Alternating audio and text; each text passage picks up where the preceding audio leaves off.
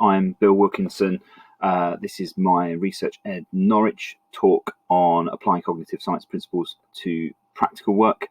What I'm going to talk about is largely from the perspective of science practical work. However, I'm sure this would be applicable to other practical subjects, particularly tech.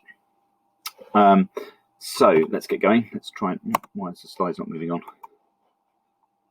There we go. Right. So what issues do we have with practical work, and why do we need to think about applying cognitive science principles to them? Well, students don't complete practical work properly often. Not all students engage in it because students are out of their seat, up on their feet, walking around the room. It's a lot easier for students to not engage in what you want them to engage in during practical work. You often get that group at the back of the room who are not working properly. Students often don't finish the practical, so they might often not get to the right conclusion. They often get the practical work wrong. They make incorrect discoveries. They're not thinking about the scientific concepts that you want them to think about because they're thinking about where to get the next piece of equipment, or not to burn themselves in a Bunsen burner, or such and such. There's lots of other things they're thinking about in the room rather than the scientific concept that you want them to think about. Ultimately, they don't remember what we want them to remember, and they don't learn what we want them to learn during practical work because there's lots of other things going on in the room at the same time. I've been on a bit of a journey with practical work. 6 years ago, when I trained to be a teacher, I was like, oh, this is great practical work. Everything's got to get done by practical work. Every student should learn everything this way. And within a couple of years, I experienced most of these problems. Some of them definitely from a point of view of behavior management, but like other things, just students weren't learning things I wanted them to learn. And I started to bin practical work as much as possible. I started to avoid it. I got a bit of a bad reputation in the school I was working in because students were like, Dr. Wilkinson does no practical work at all. It's really, really boring. And down the corridor, you get loads and loads of practical work. Ultimately, I built it back into my practice. But thanks to you going to Research Ed conferences, reading some books about cognitive science, and starting to think about how we can apply those cognitive science principles to practical work in science lessons. So the first key cognitive science principle for science lessons is that students will remember what they think about. Or as Dan Willingham put it in his brilliant book, Why Don't Students Like School? Memory is the residue of thought. Whatever students are thinking about is what they will remember and what they will learn. So the first thing is a non-example. The first thing is something we have to not do. And what we have to not do is avoid attention grabbers and competitions.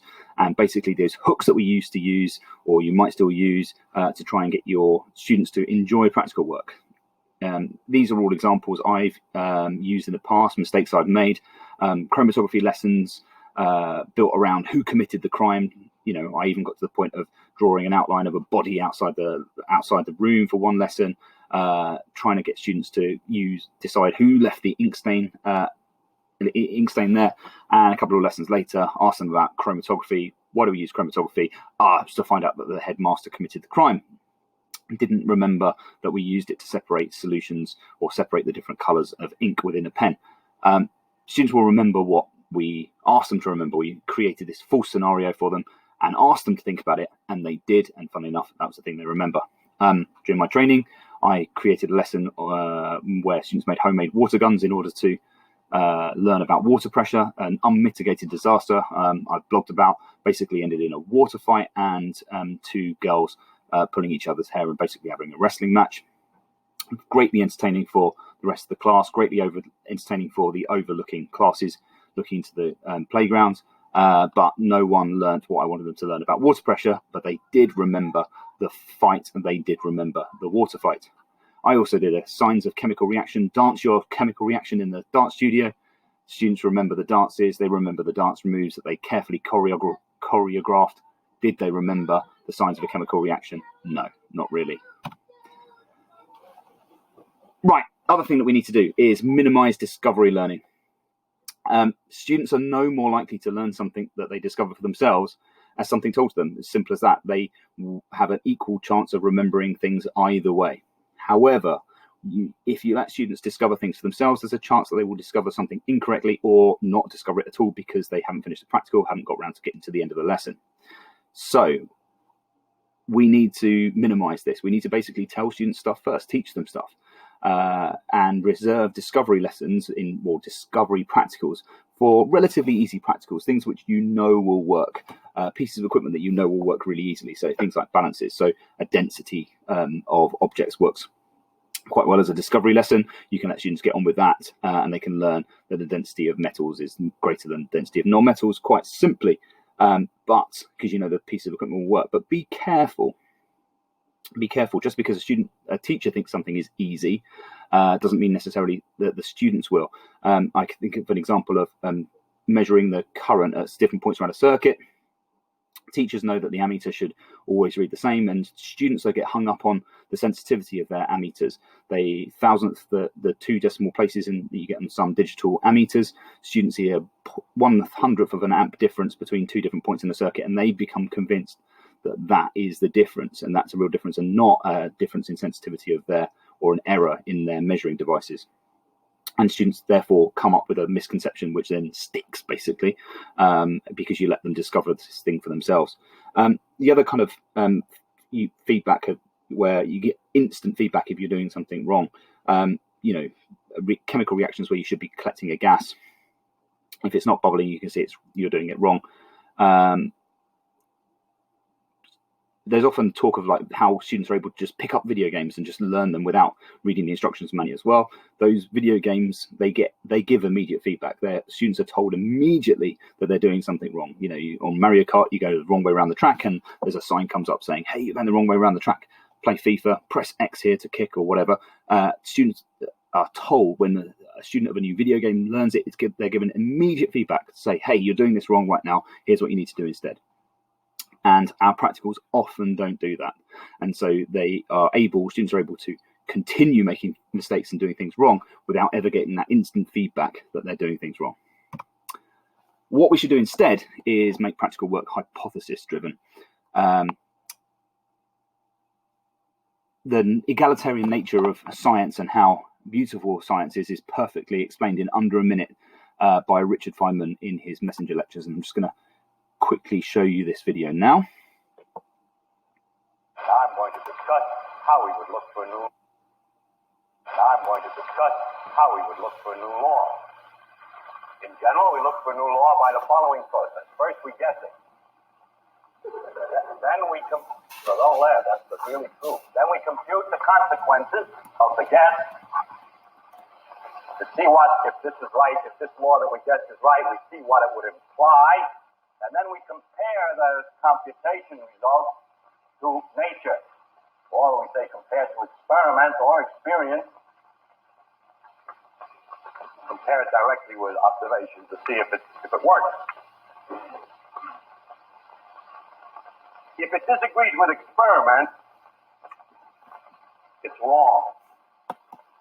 In that simple statement is the key to science.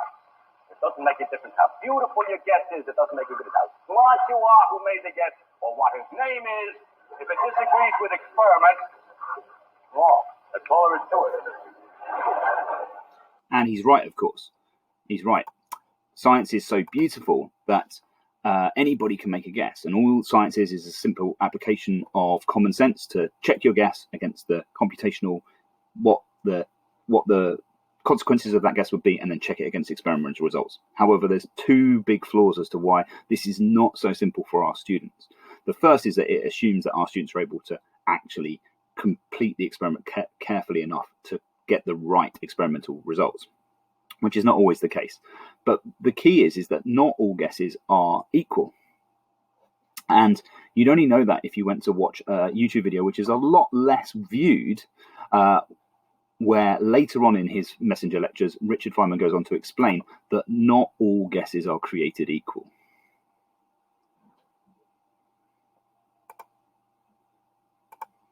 Now I want to concentrate from now on, because I'm a theoretical physicist, I'm more delighted with this end of the problem, as to what goes or how do you make the guesses. Now, it's strictly, as I said before, not of any importance where the guess comes from. It's only important that it should agree with experiment, and that it should be definite as definite as possible. What you say then is very simple. We set up a machine, a great computing machine, which has a random wheel in it that makes a succession of guesses. And each time it guesses a hypothesis about how nature should work, computes immediately the consequences and makes a comparison to a list of experimental results that it has at the other end. In other words, guessing is a dumb man's job. Actually, it's quite the opposite, and I will try to explain why. The first problem is how to start. You see, I'll start with all the known principles, but the principles that are all known are inconsistent with each other, so something has to be removed. So we get a lot of letters from people. We're always getting letters from people who are insisting that we ought to make holes in our guesses as follows. See, you make a hole to make room for a new guess. Somebody says to you, people always say space is continuous, but how do you know when you get to a small enough dimension that there really are enough points in between? It isn't just a lot of dots separated by little distances. Or they say, those quantum mechanical amplitudes that you told me about, they're so complicated and absurd. What makes you think those are right? Maybe they aren't right. I get a lot of letters with such content, but I must say that such remarks are perfectly obvious and are perfectly clear to anybody who's working on this problem, and it doesn't do any good to point this out. The problem is not what might be wrong, but what might be substituted precisely in place of it. If you say anything precise, for example, in the case of a continuous space, suppose the precise proposition is that space really consists of a series of dots only, and the space between them doesn't mean anything, and the dots are in a cubic array. Then we can prove that immediately is wrong. That doesn't work. You see, the problem is not to change or to say something might be wrong, but to replace it by something, and that is not so easy. As soon as any real, definite idea is substituted, it becomes almost immediately apparent that it doesn't work. Secondly, there's an infinite number of possibilities of these simple types. It's something like this. You're sitting working very hard. You work for a long time trying to open a safe. And some Joe comes along who doesn't know anything about what you're doing or anything except that you're trying to open a safe. He says, why don't you try the combination 10, 20, 30? Because you're busy. You're trying a lot of things. Maybe you already tried 10, 20, 30. Maybe you know that the middle number is already 32 and not 20. Maybe you know that, as a matter of fact, this is a 5-digit combination. So these letters don't do any good, and so please don't send me any letters trying to tell me how the thing is going to work. I read them to make sure that I haven't already thought of that. But it takes too long to answer them because I usually in the class try 10, 20, 30.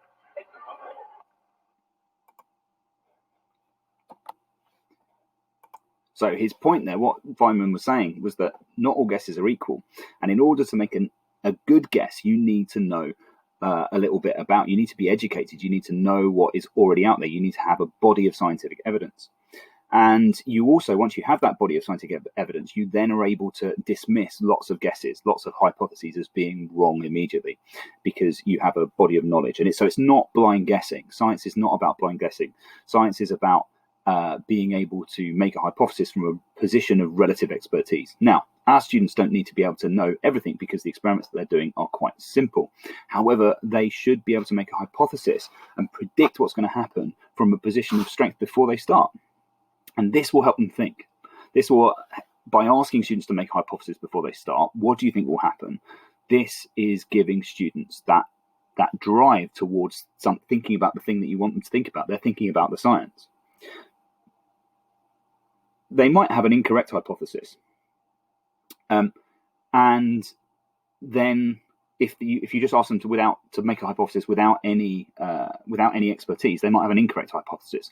I've seen students who believe that when the current flows around a circuit, that some of it is lost as the current passes through a bulb. Then they plug in their overly sensitive ammeters, which measure amps to the nearest hundredth of an amp, and then they find that there's a 0.1 drop between the bulb and either side of the bulb, and they believe that this is what they have discovered. They've discovered and confirmed an incorrect hypothesis in the first place. So we need to ask students to make hypotheses before we start, but we also need to check that their hypotheses are correct, because otherwise they will, via confirmation bias, try and find incorrect evidence to support their incorrect hypothesis.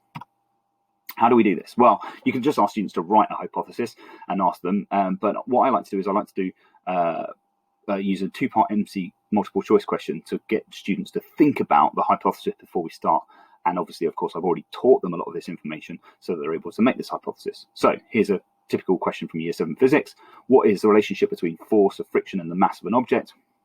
Well, there's only really three options here, and asking students to simply make a hypothesis is easy because either the friction stays the same as the mass increases, or the friction will either decrease or increase. There was literally only 3 options, and a student could make a hypothesis and blindly guess one of those 3 without really thinking. But if you then ask them to complete that sentence by saying why, what is the because the roughness is always the same regardless of the mass, because the roughness is smoothed out as the mass pushes down, or because the roughness is more difficult to overcome when the increased mass pushes down. Now you're asking students to really think about. Now, it doesn't really matter if they get this right or wrong. I mean, it would be better if they're on the right track, but by asking them to think about it, we are then telling them that when we do the practical in a minute, when we change the masses and measure the friction, this is what we're going to be looking at. I want you to think about this from the start, and when we do the practical, here's what you're going to be thinking about. Similarly, sometimes I might break it up and give them to them separately. This is from year 9 biology, when we're talking about enzymes. The question is, we're going to work on boiled potato and raw potato. They're going to be tested for enzyme activity, but which one do you think will be best? Will it be boiled potato as a better catalyst, raw potato will be a better catalyst, or that raw and boiled potato will have the same catalyst activity? An opportunity there to talk a little bit about control variables, but then again, ask them why. Finish off their prediction, finish off their hypothesis, because the number of enzymes are the same, because the surface area are the higher in the boiled potato, or because the enzymes will be denatured in the boiled potato, and gives them something to think about, and they start thinking about it, and you're telling them, here's the thing I want you to think about. When we do this practical, I want you to be thinking about the catalytic activity of the boiled and raw potato, instead of thinking about, maybe I'll have chips for lunch because this is a potato. You've got to give students to think about the things that you want them to think about. Another way of doing that is using a narrative style. By using stories. I mean, I'm a massive fan of telling stories, of telling the hinterland behind scientific discoveries. And as a little aside, this is my little side baby project of Science Story Repository. This is a Google Drive full of about nearly 30 worksheets written by various different people. If you'd like to take part and write one, please get in touch with me. These are worksheets where students can read about the background story behind people and their scientific discoveries, to put things in context. And I think that storytelling always helps students remember, thanks to our kind of the privileged position of stories within our memories. But you can tell a normal standard practical in a narrative style. It doesn't have to be the story of that discovery originally, but you can tell you can do a practical lesson in a kind of story style. For example, do half a practical as a demonstration and then ask students what happens next. So you can use that to sort of half the practical. Now what happens if we change this? Or use conflict. So I do my electrolysis of solutions lesson in year 11. I set them up at the front. I show them and talk them through what's happening when we do electrolysis of a solution of copper sulfate. And then I ask students to go away and do an electrolysis of sodium sulfate solution and ask them what's different. So you're going to go and do this. It's very similar to what I've just done, but it's slightly different. What's the difference? What's the conflict? What's going to be different between what you're finding out with your solution and what I just did with mine, and using the same language to explain what's going on? Another big cognitive science principle that we need to think about is clearly cognitive load theory. This is taken from Adam Boxer's blog. It's about the simplest model of our minds that we can come across. That from the environment, we have a working memory, where it's our site of awareness and thinking of what's going on around us. And we have an almost limitlessly big long-term memory. But the ability to move things between our long-term memory and the environment has to move through the working memory, which has a limited capacity. I'm sure I don't need you to tell a research ed audience too much more about cognitive load theory, but how do we apply the principles of cognitive load theory to practical work? Well, Adam Boxer's written a pair of absolutely brilliant blog posts on this, one talking about simplifying the cognitive load theory and another on the slow practical. In it, he expands this idea of cognitive load to talk about the cognitive load for students during a practical lesson is based upon both the task demand and their available resources, both internally within their own expertise, but also external resources that are in the room that can help them. And the task demand, well, we can minimize each task demand by breaking it down into smaller parts. So basically take each task and put it into smaller and smaller parts, so that students have less and less to think about, so their working memory isn't overloaded. The One great way of doing this is with slow practicals, and Adam's blog goes into detail about how he does this. But basically, during a slow practical, you demonstrate or visualize each step of the practical to the students bit by bit, and then ask them to do the same and get up to that same point. I like to do displacement reactions in year 8 like this. So basically, go and get a piece of iron, go and get a piece of magnesium. Now drop your iron in, now add copper sulfate solution. Stop. Right, let's all together at the same time look at what's going on. Right, let's write down what's going on. Let's explain it. Stop. Let's do the next one. And we do it at the same pace, and everybody works at the same pace, and we're able to discuss it as a class, and I can keep their focus and the things that they're thinking about on the things I want them to think about by making sure that everybody's going through it slowly at the same time. They're not rushing off to get lots of different chemicals.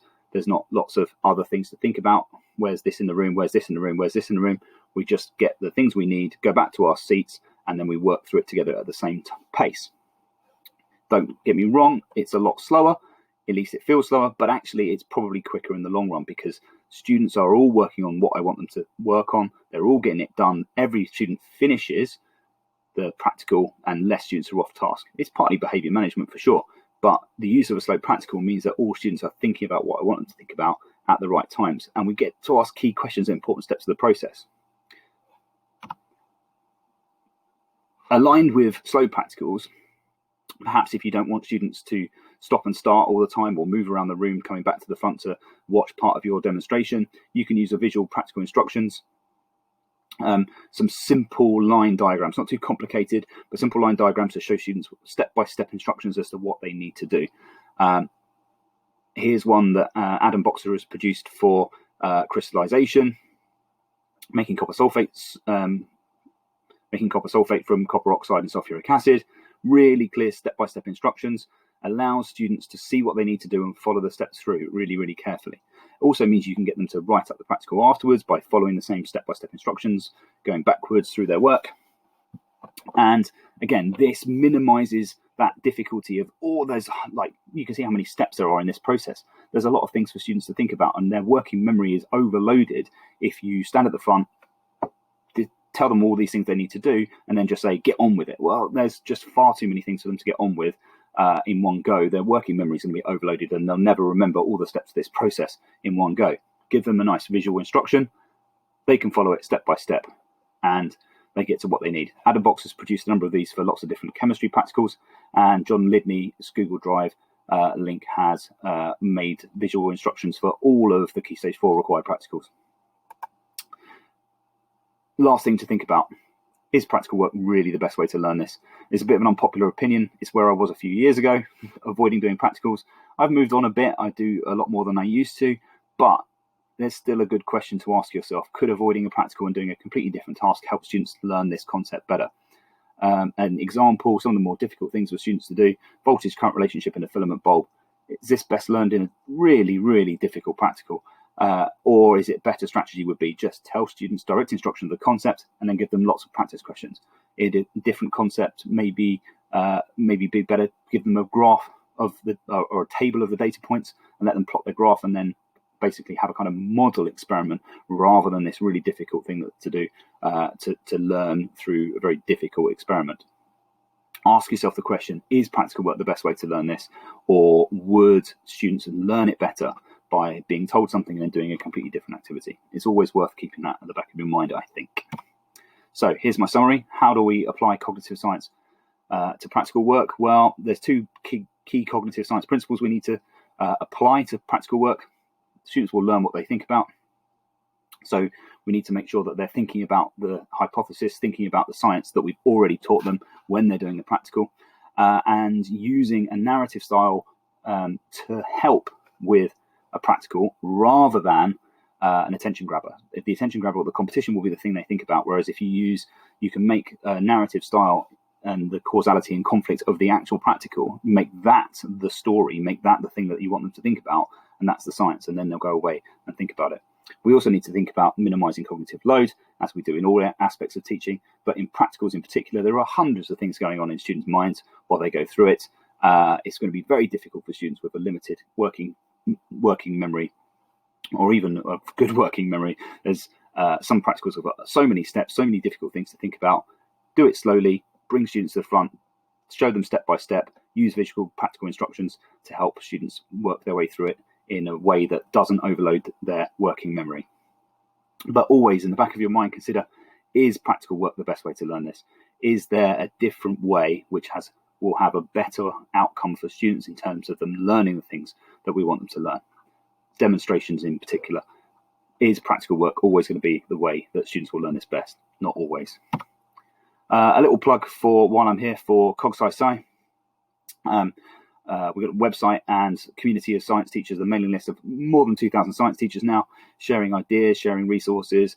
On the blog, there are lesson resources, including thousands of slot questions for chemistry, physics, and biology, CPD modules in cognitive science, including cognitive load theory and memory. And we've been running a conference each summer for 3 years now, although sadly, due to COVID, it got cancelled this year, which was going to be at my school, but we'll put it back on as soon as we possibly can. Thank you very much. Bye-bye.